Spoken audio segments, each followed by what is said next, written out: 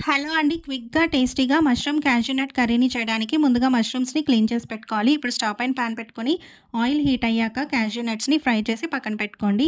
అదే పాన్‌లో మష్రూమ్స్‌ని వేసి కొంచెం సాల్ట్, పసుపు వేసి అందులో వాటర్ అనేది రిలీజ్ అయ్యి ఆవిరేంత వరకు ఫ్రై చేసుకొని పక్కన పెట్టి ఉంచుకోండి.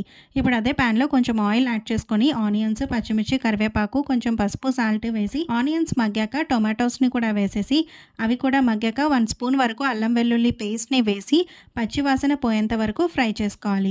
అలా ఫ్రై చేసుకున్నాక కొంచెం గరం మసాలా, ధనియాల పొడి, జీలకర్ర పొడి, కొంచెం పెప్పర్ పౌడర్, గసగసాల పొడిని కూడా వేసి ఇలా మిక్స్ చేసుకోండి. గసగసాల పొడి ఆప్షనల్ అండి, ఉంటే వేయండి, లేదు జీడిపప్పుని పేస్ట్ చేసైనా వేసుకున్నా మనకి థిక్నెస్ చాలా బాగా వస్తుంది. అలానే కారాన్ని వేసేసి ముందుగా ఫ్రై చేసి పెట్టుకున్న జీడిపప్పుని, మష్రూమ్స్ని కూడా వేసేసి ఒకసారి మొత్తంగా కలిపేసి మూత పెట్టి 2 నిమిషాలు మగ్గించుకున్నాక సరిపడా వాటర్ని వేసుకొని మొత్తంగా కలిపేసుకొని ఒక 10 నిమిషాలు మూత పెట్టి మగ్గించుకొని ఫైనల్గా కొత్తిమీరని జల్లుకుంటే రెడీ అయిపోతుంది. బాయ్.